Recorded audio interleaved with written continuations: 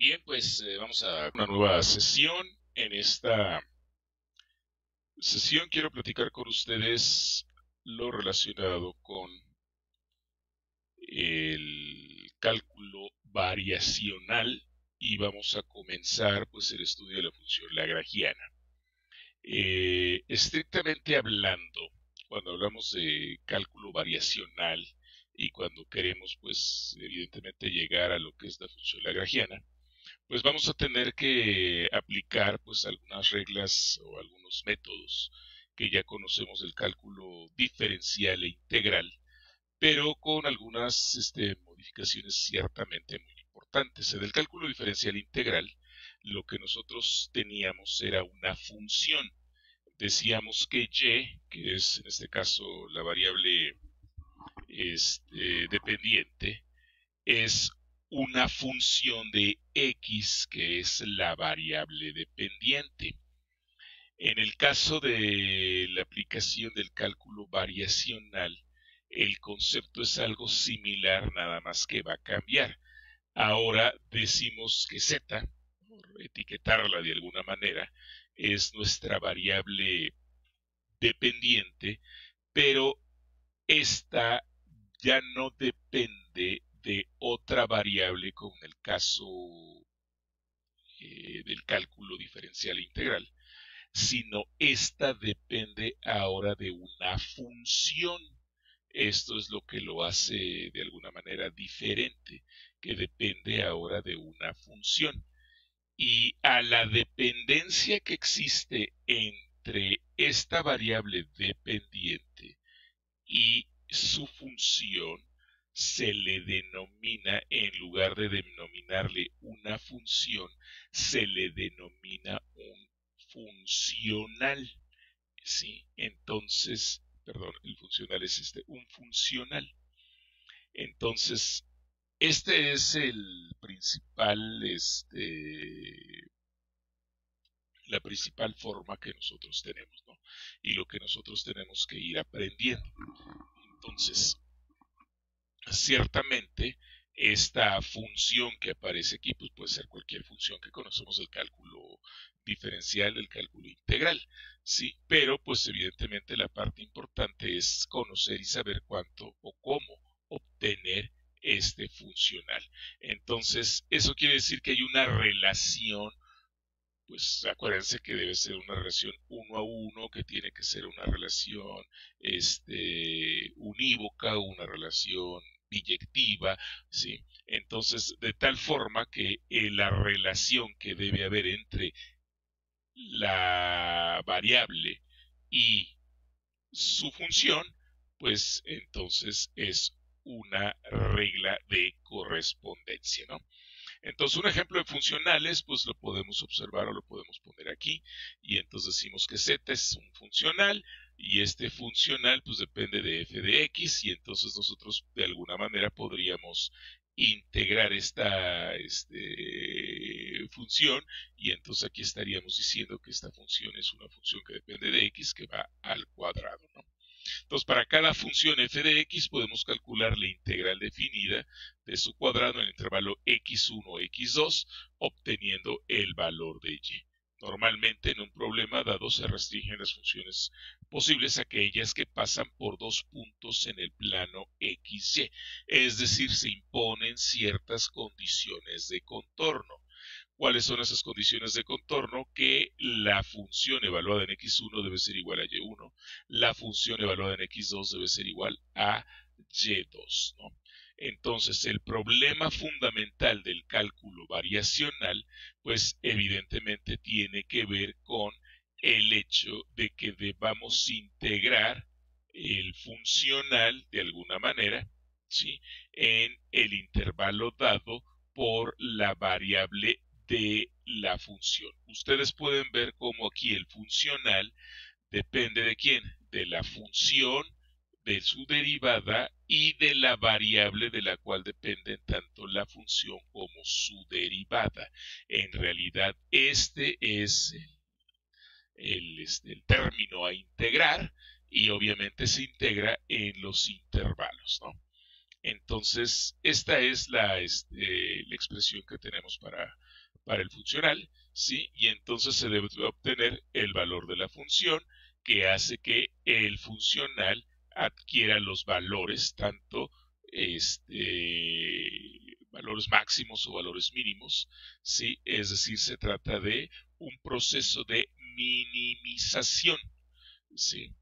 Por ejemplo, hay que obtener de entre todas las funciones posibles aquellas que hacen que f tenga un valor mínimo. Por funciones posibles entendemos aquellas por las cuales todas las funciones puedan pasar por los puntos x1, y1 y x2, y2, el plano, ¿no? Entonces vamos a ver la figura para que lo podamos entender. Nosotros tenemos dos puntos, el punto x1, bueno, definido por x1, y1, el punto definido por x2, y2. Este es el plano que nosotros tenemos, el plano XY, y entre estos dos puntos yo puedo trazar un conjunto de funciones que cumplen con la particularidad de que pasan precisamente por estos puntos, ¿sí? Es decir, se imponen lo que se conocen como las condiciones de contorno. Y las condiciones de contorno me aseguran que estos puntos son puntos fijos. Y entonces, en principio, yo puedo construir un infinito de funciones que pasen por aquí. Pero la verdadera función con la cual yo me voy a quedar es aquella función que haga mínimo el trayecto entre este punto y este punto, ¿sí? Entonces, por lo tanto, ¿qué es lo que tengo que hacer? Acuérdense que en un proceso de minimización, pues justamente lo que hacemos en el proceso de minimización es calcular primera y segunda derivada. La primera derivada la igualamos a 0, despejamos, calculamos la segunda derivada, evaluamos la segunda derivada en el valor despejado de la primera derivada igualada a 0, y si resulta que la segunda derivada evaluada en ese valor me da mayor que 0, tengo un máximo, me da menor que 0, tengo un mínimo. Y entonces, evidentemente, lo que vamos a buscar es encontrar los valores extremos de este funcional. Por ejemplo, ¿no? Consideremos el problema de calcular la curva que pasa por dos puntos, el punto 1 y el punto 2 del plano XY con longitud mínima. Evidentemente todos sabemos que esta curva corresponde a una recta. Si yo quiero trazar la curva mínima entre estos dos puntos, pues evidentemente no es ninguna de estas, sino tendría que ser la recta que pasa por estos dos puntos. Y ese es justamente el problema, ¿no? Entonces, ¿cómo lo vamos a resolver? Pues tendremos que construir, para ello tenemos que construir el funcional que nos dé la longitud de una curva dada por la función y igual a f de x. Tal funcional es el siguiente, ¿no? Entonces construimos nuestro funcional f, que es un funcional de f, y lo vamos a evaluar la diferencial de L desde L1 hasta L2. Bien, en el plano XY el elemento diferencial de X o de longitud, pues evidentemente es la diferencial de X en la dirección Y más la diferencial de Y en la dirección J, que cuando yo calcule su magnitud tendré que elevar ese término al cuadrado, y sacarlo dentro de la raíz cuadrada. Entonces aquí lo que tengo simplemente es la diferencial de L al cuadrado, ¿sí?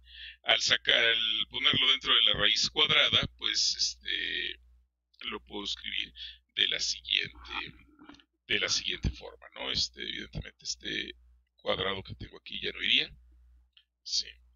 Entonces, vamos a quitarlo.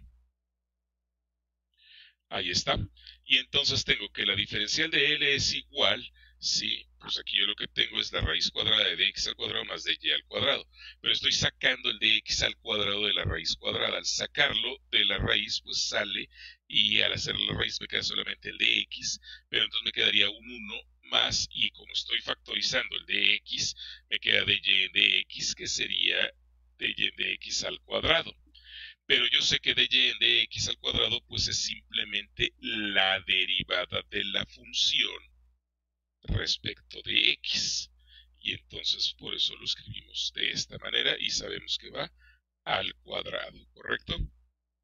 Muy bien, entonces podemos escribir que nuestra funcional evaluado entre los puntos y1 y y2 sería la integral de la diferencial de x de, estoy integrando la diferencial de L, que todo esto sería la diferencial de L, entonces sería la de x de la raíz cuadrada de 1 más la función f derivada con respecto a x al cuadrado. Por lo tanto, yo sé que la función evaluada en x1 me da y1, la función evaluada en x2 me da y2 y entonces sigo poniendo lo que corresponde a la diferencial de L que habíamos propuesto desde un principio. Muy bien, entonces lo que se sabe es que la recta, la que hace este funcional mínimo, es decir, el valor extremo, tendría que ser pues la siguiente recta, donde y2 menos y1 entre x2 menos x1 multiplicado por x, evidentemente esta es la pendiente y y1 debiera ser el término correspondiente a la ordenada al origen. Muy bien, entonces pues esto es lo que queremos demostrar, ¿no? Que efectivamente f de x tiene esta facha que estamos poniendo aquí en la ecuación 1.9. Muy bien, entonces pues vamos a hacer la demostración. Entonces lo que nosotros tenemos que hacer es una variación del funcional f de x. Esa variación pues es justamente el cálculo de la derivada, pero es una variación pues distinta a cómo hacemos la derivada, la primera derivada, en el caso del cálculo diferencial integral. Entonces la variación del funcional es igual a la variación pues de lo que nosotros representamos como el funcional, que es justamente esto. Y esa variación pues es la variación del funcional, que es g, que depende estrictamente hablando de quién, de f de x, de f' de x y evidentemente de la variable x, porque vamos a integrar en x, ¿no? Entonces, esto es lo que tenemos de forma general. Esto que tendríamos acá lo tenemos de forma particular para el caso que estamos resolviendo, donde lo que queremos minimizar es una trayectoria espacial. Entonces aquí este funcional que aparece aquí, pues no es evidentemente un caso particular, sino es para un caso general. Bien, entonces, ¿cómo hacemos la variación de este funcional? Pues entonces lo vamos a hacer de la siguiente manera, ¿no? Entonces tenemos que calcular la variación del funcional, que tiene que ser la variación, evidentemente, de todo lo que tenemos aquí. Y la variación de esto que tenemos aquí, pues es la variación del funcional y tenemos nosotros aparte la variación de la diferencial de x. ¿Sale? Entonces, la variación de este funcional, este término que está aquí, no debe ir porque ya lo metimos dentro de la integral. Sí, sabemos nosotros que la variación o la derivada, pues en el fondo esto es una especie de derivada, la derivada de una integral es igual a la integral de las derivadas. Entonces eso quiere decir que conmuta, ¿verdad? Tanto la integral como la derivada. Por lo tanto, entonces, el hacer la variación de la integral implicaría el que yo pudiera hacer la variación del funcional y luego integrar. Entonces, haciendo eso, pues calculo la variación del funcional g, y la variación de g, pues entonces, ¿de quién depende g? Depende de f' y depende de x. Por lo tanto, entonces tengo que es la variación de g respecto de f por la variación en f más la variación de g con respecto a f' por la variación en f'. Y luego voy a integrar con respecto a x, ¿no? Entonces esto es lo que tengo. Entonces, como la variación en f' es igual a la variación de la derivada de f con respecto a x, y por la propiedad propiedad conmutativa de la derivada podemos escribir que la variación de f' es igual a la derivada respecto de x por la variación de f, ¿sí? Entonces podemos integrar el segundo término, ¿verdad? Entonces el segundo término, que es el que tenemos aquí, fíjense, tenemos la integral, aquí está la integral desde x1 que está x2, de este término que es la parcial de g con respecto a f' por la variación en f' y luego por la diferencial de x porque estamos haciendo la integral. Hasta ahí estamos de acuerdo. Ahora, como esta f' es la derivada de f con respecto a x, entonces yo puedo escribir que esto es la derivada de f con respecto a x y estoy haciendo la variación de eso, pero por la propiedad conmutativa, entonces puedo primero hacer la variación de f y a la variación de f puedo calcularle su derivada con respecto a x. ¿Estamos de acuerdo? Entonces, ahora, para poder hacer esta integral, pues tendría yo que integrar por partes.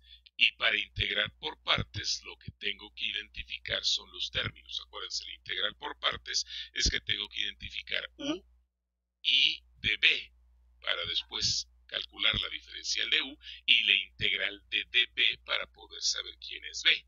Y si yo tengo ya quién es b y quién es u, entonces la fórmula de la integral por partes me dice que tengo que poner u por b, evaluados en los límites, menos la integral de b por la diferencial de u. Entonces, identifico a u como este término que aparece aquí. Y ese término es la parcial de g respecto de f'. Por lo tanto, si yo derivo este término, al derivar este término, tendría yo que es la derivada de la parcial de g respecto de f'. Y esta derivada tiene que ser con respecto a x. Entonces sería la derivada respecto a x de la parcial de g respecto de f' por la diferencial de x. Esto sería du. Correcto. Ahora, esto que yo tengo aquí sería justamente db.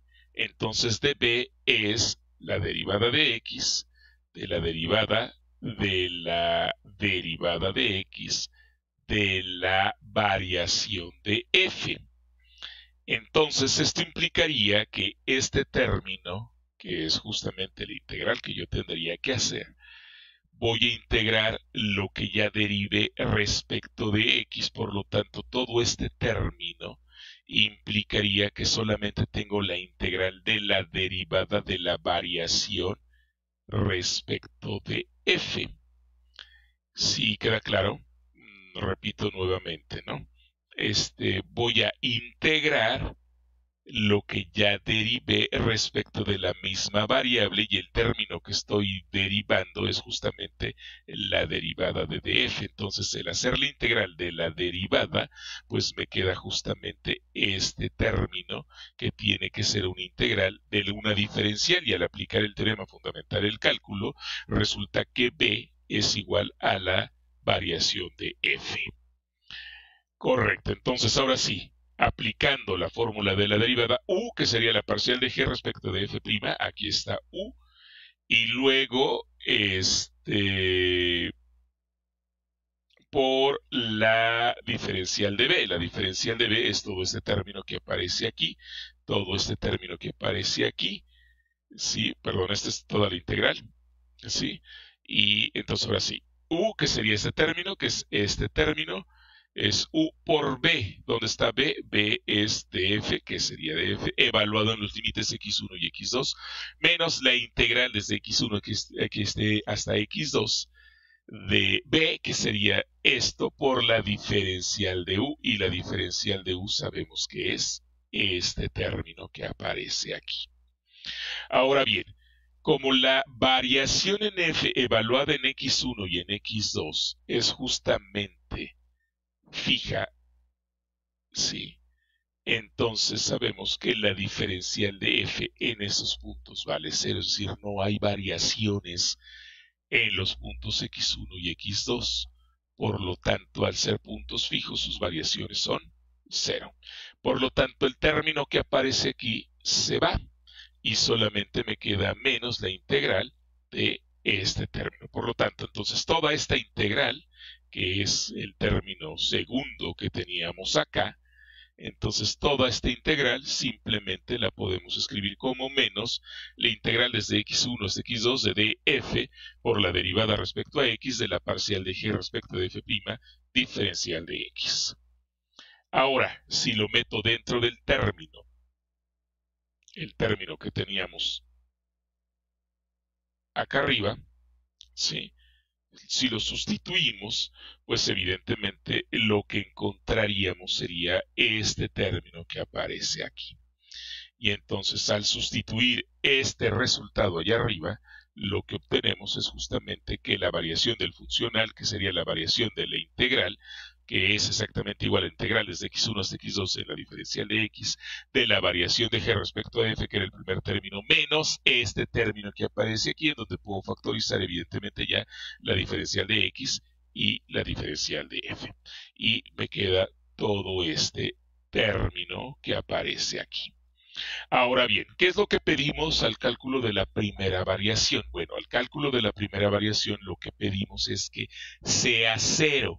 Entonces, la variación de f tiene que ser igualada con cero, que sería el caso cuando tenemos la primera derivada. ¿Qué hacemos con la primera derivada? Pues la igualamos a cero.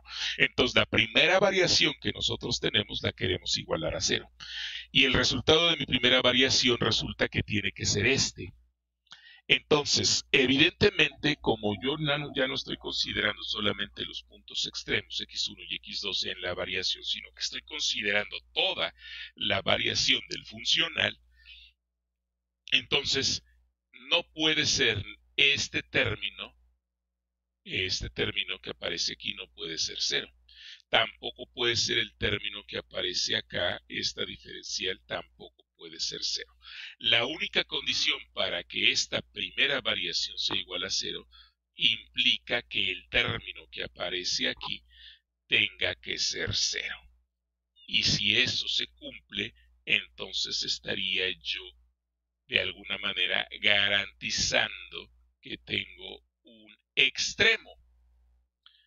Un valor extremo, que sea máximo, que sea mínimo, va a depender de la segunda variación que yo haga del funcional. Pero eso no lo vamos a hacer ahorita, porque lo único que nos interesa, o que nos interesaba, era llegar a este punto. Yo quiero que ustedes comparen este resultado que hemos obtenido aquí, donde evidentemente la función o el funcional que aparece aquí es el funcional g.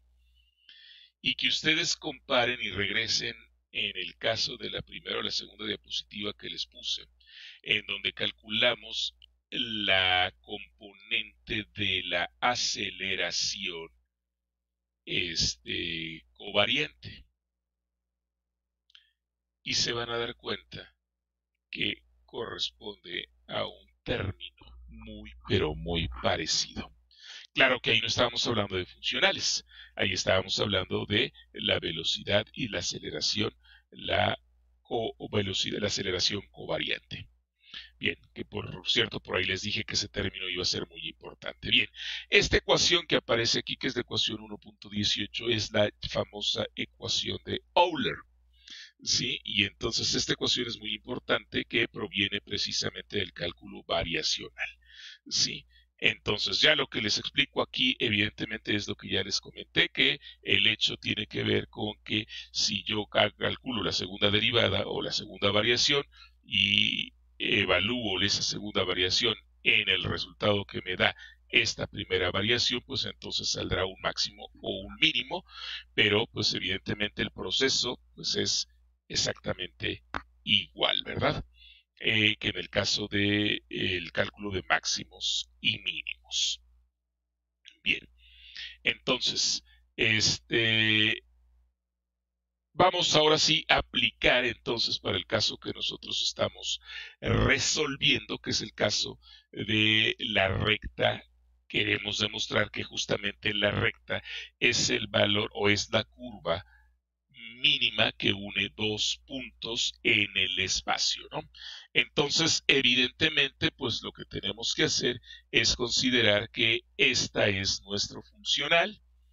Este que es nuestro funcional, que evidentemente es la raíz cuadrada de 1 más f' al cuadrado. Acuérdense, ¿quién es f' al cuadrado? Es la derivada de y en este caso la y es una función de x, es la derivada de y con respecto a x. Entonces, como este es nuestro funcional, pues entonces ahora calculo yo la derivada de g con respecto a f. Evidentemente, este funcional, aunque explícitamente debiera de depender de f, en este caso no depende de f, tampoco depende de x, depende de quién, depende de f'. Por lo tanto, la parcial de g respecto de f, ¿cuánto vale? Vale 0. Ahora bien, el cálculo de la derivada de g respecto de f', pues este sí tiene un cierto valor. Calculemos, entonces esto es como si lo tuviésemos todo este término a la 1 medio, baja el exponente a la 1 medio, me queda el término que lo tenía a la 1 medio y me debe quedar a la 1 medio menos 1, por eso me queda el exponente a la menos 1 medio. Y luego tengo que derivar el argumento, lo que está dentro del paréntesis. Al derivar lo que está dentro del paréntesis, pues evidentemente este es una constante, y la derivada es que baja el 2, aquí está el 2, y me queda f' que me queda a la 2 a la menos 1, por eso me queda f' solito, por la derivada de f' con respecto a f', que vale 1, ya el 1 ya no lo puse, ahí aparece. Entonces esta sería la derivada. Aquí podemos todavía cancelar este 2 con este 2, podemos poner este término abajo porque está a la menos 1 medio, y bueno, haciendo eso y escribiendo la ecuación de Euler, acuérdense que es la ecuación que aparece aquí. En este caso, este término me dio 0, y el segundo término es el que estoy calculando aquí. Por lo tanto, al escribir la ecuación de Euler, entonces me queda el primer término menos la derivada respecto a x del segundo término. El primer término es el 0 que tengo acá, y ahora tengo la derivada. Ahora sí, fíjense, me queda f' aquí arriba, el 2 ya se canceló y me queda este término como va a su raíz cuadrada, ahí lo tengo. Ahora, este resultado me está diciendo que la derivada respecto de x de lo que está aquí dentro del paréntesis es igual a 0. Entonces, ¿qué es lo que tengo que hacer? Pues tengo que integrar, ¿sí? Entonces, lo único que está ocurriendo aquí es que, evidentemente, al calcular yo la derivada de lo que está aquí en el paréntesis, pues quiere decir que esto es una constante. Si esto es una constante, pues entonces puedo escribir f' es igual a 1 entre la raíz de 1 por f' al cuadrado, igual a una constante. Ahora, esta es una ecuación diferencial de primer orden que la puedo resolver por separación de variables, evidentemente, y entonces pues este término que está aquí abajo lo paso para acá dividiendo.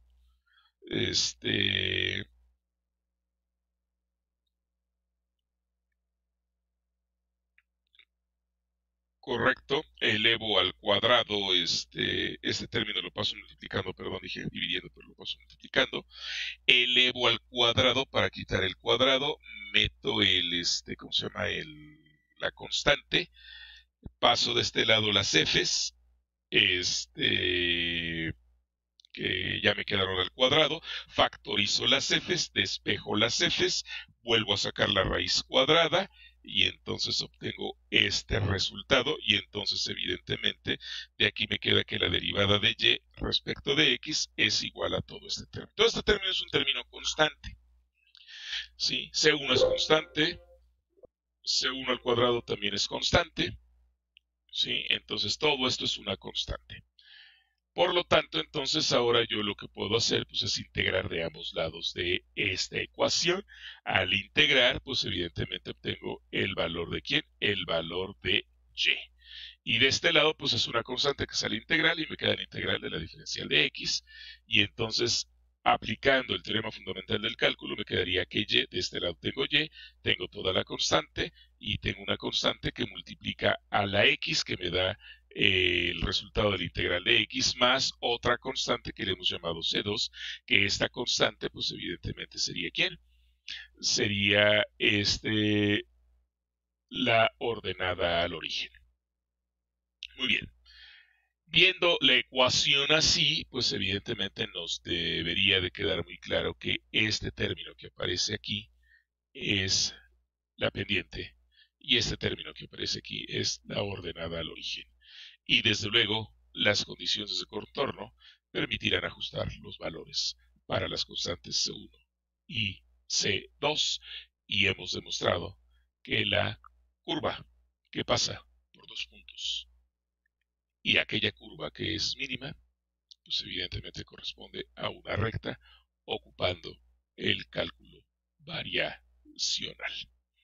Correcto, muy bien. Hasta aquí voy a dejar esta primera entrega del cálculo variacional. Voy a platicar posteriormente del problema de la braquistocrona y de cómo funciona la ecuación de Euler. Vamos a ver el problema de las geodesias y bueno, vamos a establecer evidentemente las siguientes ecuaciones que tienen que ver con la ecuación de Euler y la ecuación de Euler-Lagrange. Sin embargo, quiero, pues antes de seguir continuando con la teoría, y por eso les digo, voy a dejar hasta aquí esta primera entrega relacionado con pues este problema del cálculo variacional, que pues son las bases que nos van a permitir entender cómo funciona. Quiero considerar, para que puedan ir haciendo su tarea, pues evidentemente esta ecuación de Euler, que es la ecuación de Euler de forma general para cualquier funcional, pero quiero resolver con ustedes, evidentemente, el problema de del péndulo, para que puedan ustedes ir resolviendo e ir viendo cómo funcionan este tipo, este tipo de cosas. Sí. Entonces, voy a continuar, pero voy a continuar con el resultado del péndulo.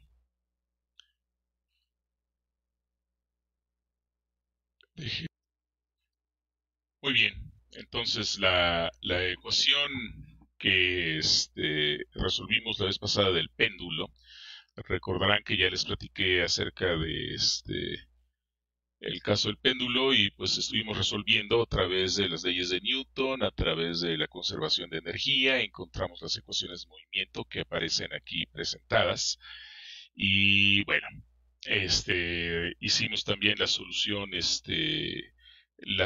analítica del péndulo y lo último que les presenté pues fue justamente pues esta parte de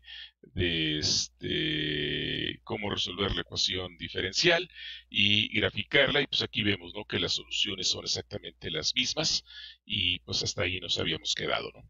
Entonces, lo que quiero ahora para que ustedes puedan empezar a resolver sus problemas y no se atoren, aunque no hayamos visto completamente toda la teoría, es que vean cómo funciona pues precisamente la parte de la mecánica lagrangiana, ¿no? Entonces, del estudio de la mecánica de Lagrange, sabemos que lo que estamos viendo ahorita es justamente tenemos nosotros que obtener un funcional.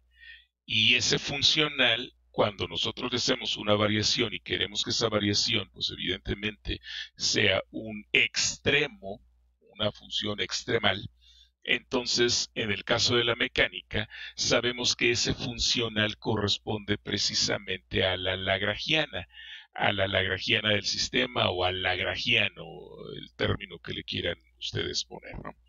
Y entonces debemos buscar los valores extremos.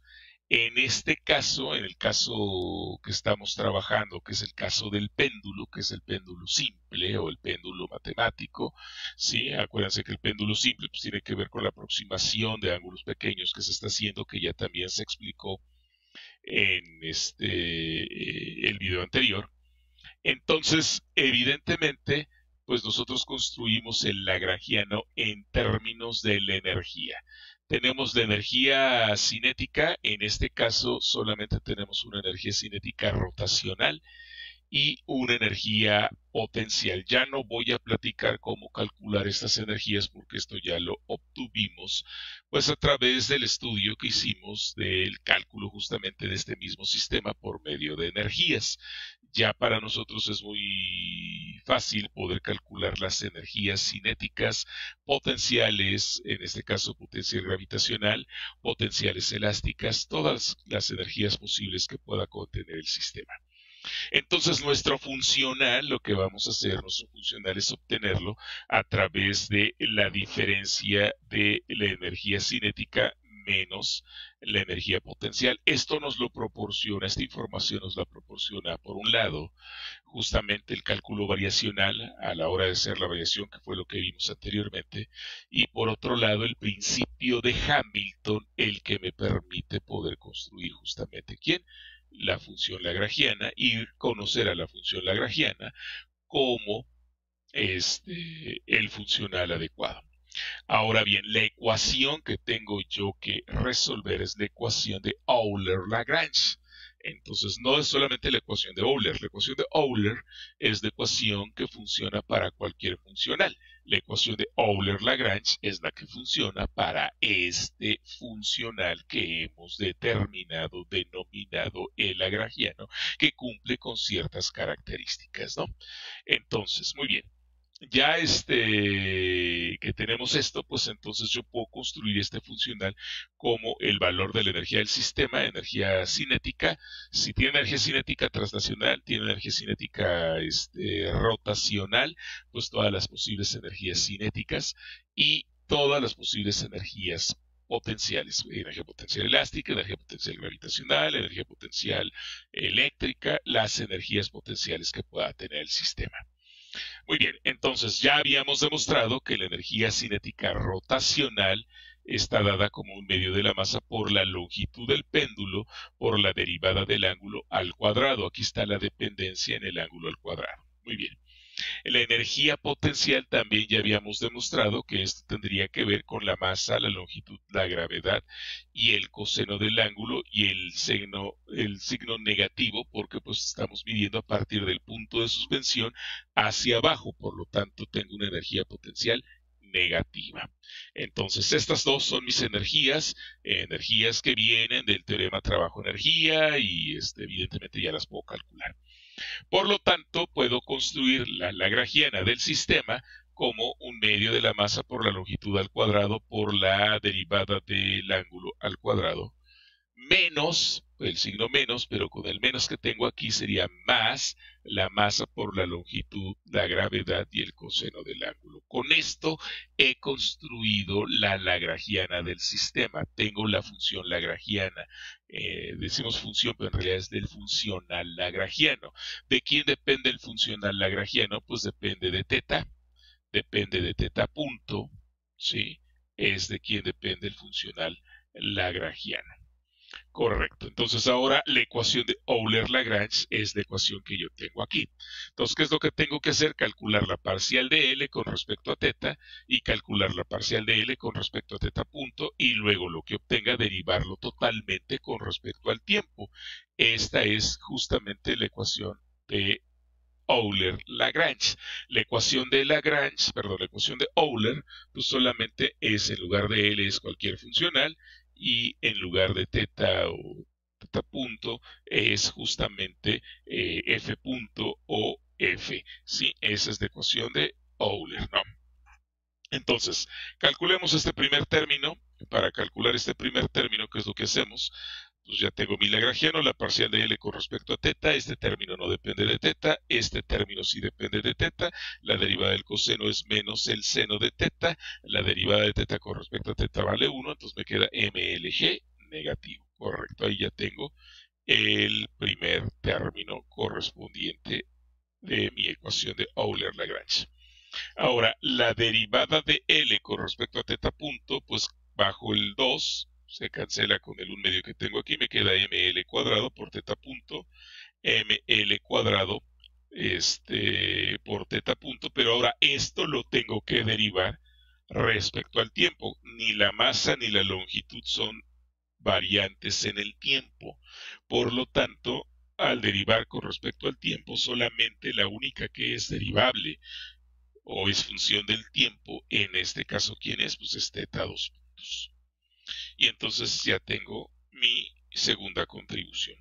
Entonces simplemente pues las escribo, ¿verdad? Este primer término que sería ml cuadrada por teta 2 puntos, ¿sí? Menos, por el signo, menos mlg seno de teta igual a 0. Y menos por menos me va a dar más, ¿sí? Y entonces pues ya puedo yo despejar todo este término, lo divido toda la expresión o divido toda la expresión entre ml cuadrada, dejo a la teta 2 puntos solita, se cancela la m, me queda g entre l, que es el término que aparece aquí, me queda seno de teta, el signo más de este lado, y entonces evidentemente esto lo puedo escribir como teta 2 puntos más omega n al cuadrado, que es la frecuencia natural de oscilación por el seno de teta.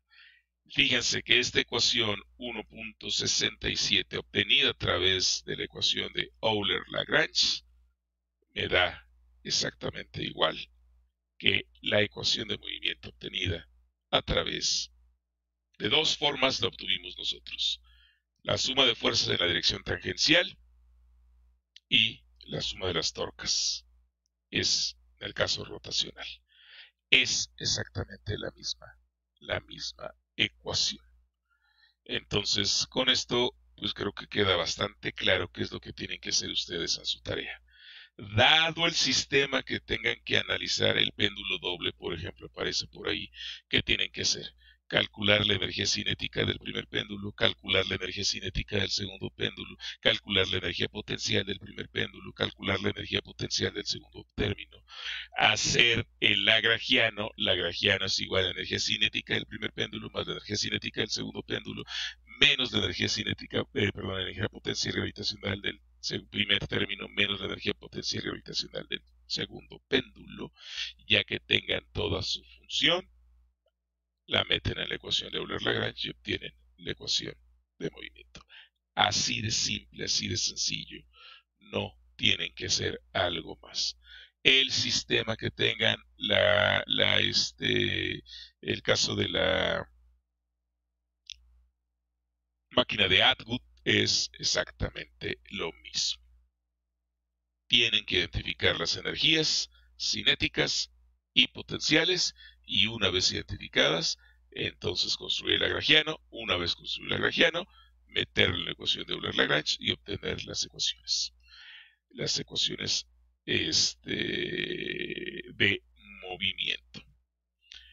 Correcto. Ahora, lo que quiero yo es presentarles ahora la solución analítica. Esta solución analítica, vamos a resolver primero, perdón, más que la solución analítica, la solución numérica. Vamos a resolver primero para el caso del péndulo simple, en donde hicimos la aproximación de ángulos pequeños, ¿no? Entonces definimos la función, fíjense, aquí estoy definiendo la función. Le estoy llamando fun1, es una función que depende del tiempo. Es la segunda derivada. Es importante que pongamos la dependencia en el tiempo. La constante de la frecuencia natural de oscilación, la estoy poniendo que esta constante va al cuadrado. Y por el ángulo teta de t. ¿Sale? Y entonces ahora voy a evaluar la función, pero la voy a evaluar numéricamente, ¿no? Entonces voy a ocupar la opción que matemática me ofrece, que es n de solve. N quiere decir numérica, de diferencial, solve, solución, ¿no? Entonces va a ser una ecuación diferencial resuelta numéricamente. Quiero que me evalúe la función que yo ya definí, que es esta función, ¿sí? Y que me dé el valor de omega n al cuadrado como 3.1, que es el único parámetro del cual depende mi ecuación diferencial. Y entonces mi función con este valor que le estoy asignando quiero que me la iguale a 0, que en el fondo es lo que tengo, ¿no? Mi función igualada a 0. Y que me ponga como condición inicial cuando teta sea a 0, mi condición inicial para teta es igual a 1, y mi condición inicial para la velocidad sea igual a 2, y que me resuelva evidentemente para teta. Y esto lo va a hacer en el intervalo desde teta igual a menos 10 hasta 10, perdón, el tiempo, no teta, el tiempo igual hasta de menos 10 hasta 10. Entonces, lo primero que tengo que hacer pues, es ejecutar mi función. Ahí ejecuto mi función. ¿Cómo la ejecuto? Ya les dije con Shift Enter. Y luego ejecuto la orden que le estoy dando, ¿no? Aquí lo que, fíjense, aquí sí es importante. Le estoy diciendo, al darle esta instrucción, le estoy diciendo que mi función le asigne un valor local mientras la evalúe, le asigne al parámetro que necesito yo tener. Para que me haga la solución numérica, necesito yo darle el valor numérico del parámetro, porque los demás, que en este caso sería teta y teta 2 puntos, pues evidentemente las va a calcular. Entonces, dado eso, pues yo le doy el parámetro que quiero. Si le quiero dar 3.1, aquí le puedo cambiar el valor que yo quiera, pero solamente durante esta ejecución es lo que va a valer. Una vez que termine, ya mi omega n no tiene ningún valor porque fue un valor local. Si yo quisiera que fuera global, pues lo defino desde acá arriba, lo ejecuto y cuando yo lo haya ejecutado, ya siempre ese va a ser el valor, a menos de que yo le diga otra cosa que lo cambie. Bueno, entonces ya que tengo ejecutada mi función y que ya le dije que quiero que me la resuelva numéricamente, la solución que nosotros ocupamos en este caso, por ejemplo, aquí cuando resolvimos esta ecuación, que prácticamente es la misma, sigues teniendo la aproximación de ángulos pequeños porque tenemos θ, pero la solución, fíjense la diferencia que aquí le estoy poniendo de solve. Y de solve lo que me va a hacer es resolverla analíticamente, me entrega una solución analítica, me dice cuánto vale si es que existe esa solución analítica y además matemática la puede resolver. Si no existiera, pues evidentemente me hubiera dicho que no hay solución o no me dice nada, simplemente no me entrega nada. Pero en este caso, pues sí me encuentra una solución. Entonces, esta solución que yo tengo aquí es la solución analítica. La solución que voy a buscar acá es una solución numérica.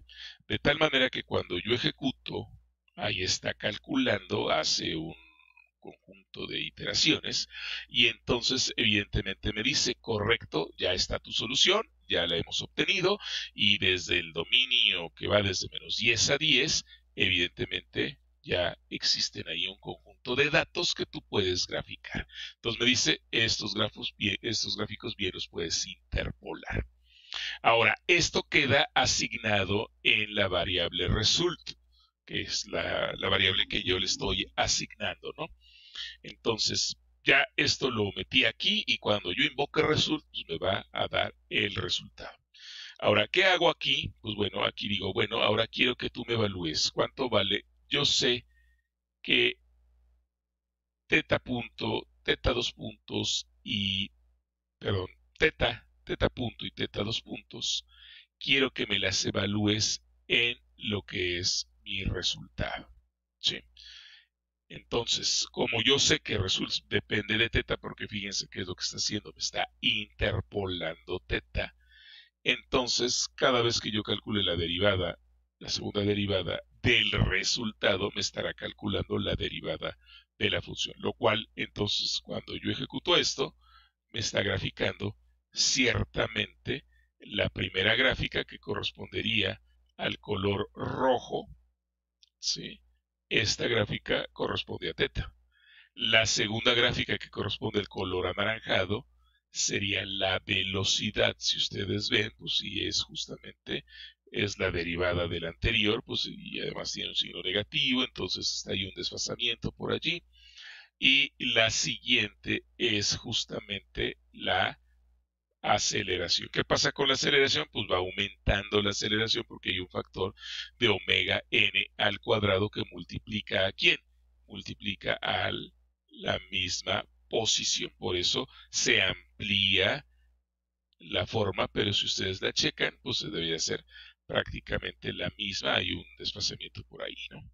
Entonces aquí estoy graficando las tres, ¿no?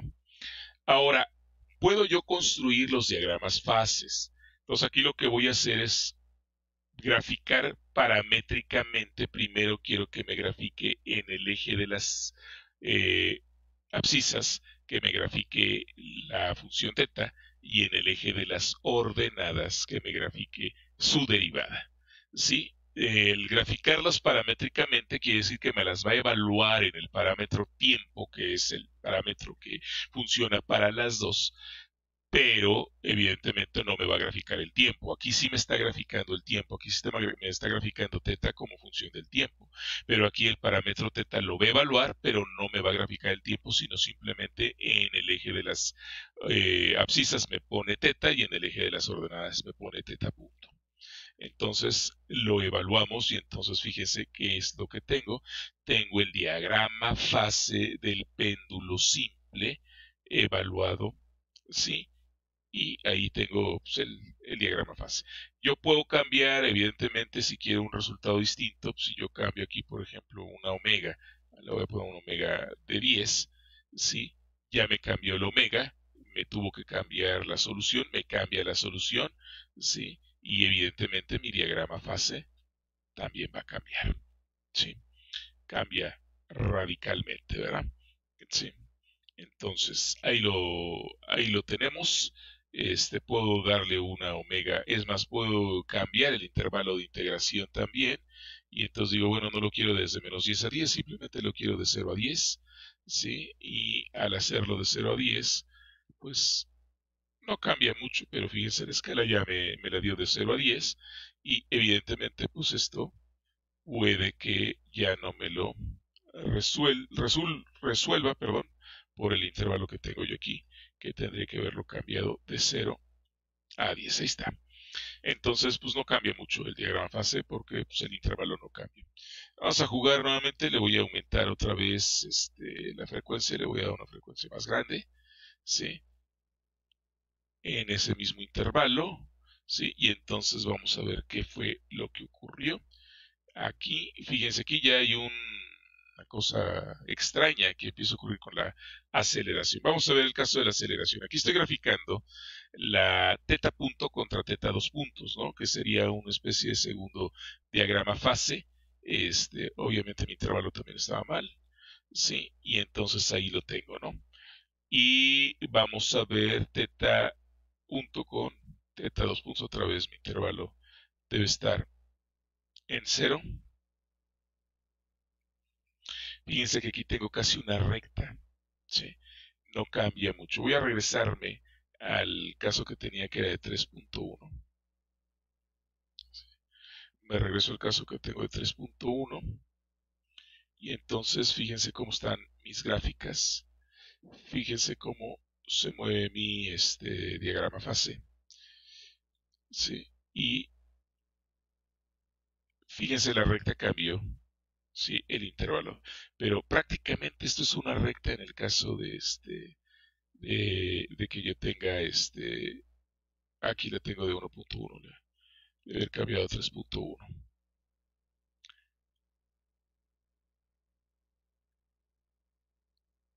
El caso de 3.1, sí, sigue siendo una recta. Voy a hacerlo a ver un poquito más chiquita, 0.1, para ver qué ocurre. Ahí no se va a completar el diagrama fase. Ahí está, no se completa el diagrama fase, tampoco se completa aquí el diagrama fase, y aquí, pues evidentemente la recta, pues ya tampoco, fíjense qué es lo que pasó, se movió hacia acá, de aquí regresa, pero ya no vuelve a regresar, ¿sí? Entonces, ahora, si nosotros ampliamos el tiempo, a lo mejor, ahora voy a cambiar la velocidad inicial, la voy a poner un poquito más grande, la voy a poner de 5, ¿sí? Y voy a poner otra vez un 4.1, ¿sí?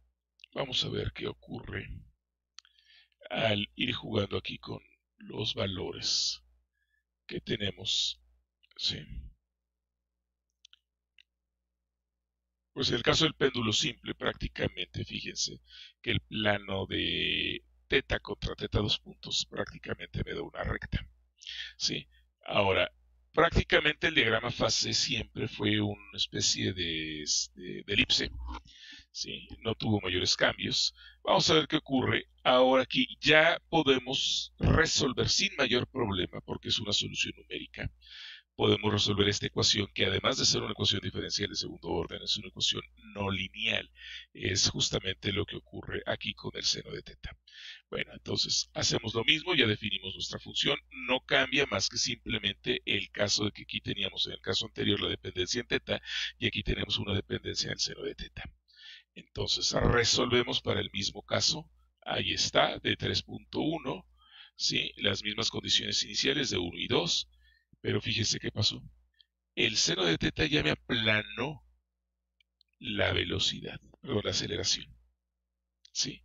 Ya, la aceleración está haciendo algo. La velocidad y la posición pues como que se parecen mucho, pero ahora bien, vamos a ver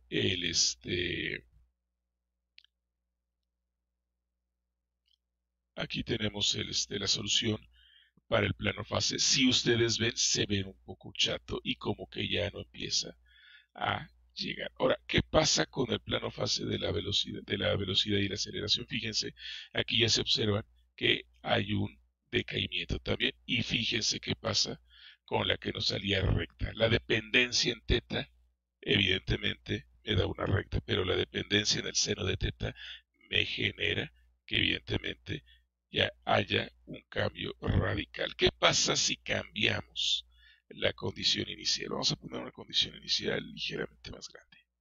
¿Sí? Ya se fue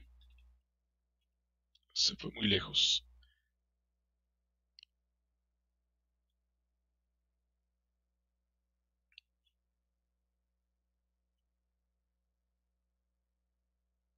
Vamos a poner una frecuencia de 5.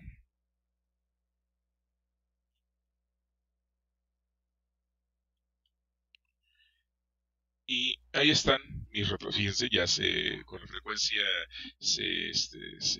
como que se acomoda un poquito más. Fíjense cómo se aplana esta curva.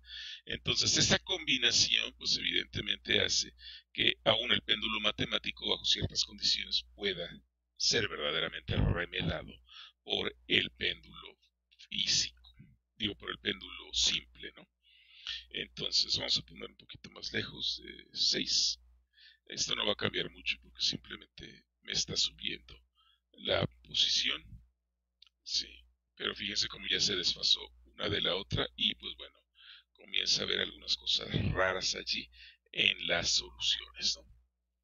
Entonces bueno, pues aquí la idea es que ustedes vayan jugando con esto, vayan viendo cómo funcionan la manera de cómo están trabajando matemática y que pueden ir ustedes haciendo, cómo pueden ir construyendo los diagramas fases y pues bueno, que puedan, como les dije anteriormente, ustedes resolver sus problemas utilizando matemática. Esto sería pues lo ideal y sería bastante bueno. Pues hasta aquí el video de hoy. Espero que pues, les haya quedado claro y que puedan tener ya una idea para poder resolver sus problemas. En el próximo video continuaré trabajando y continuaré platicándoles acerca de el principio variacional y establecer pues, la teoría completa para poder hacer todo con Hamilton y estaré tratando de presentarles nuevos problemas que puedan ser resueltos de la misma manera. Correcto, nos vemos en la siguiente entrega. Chao.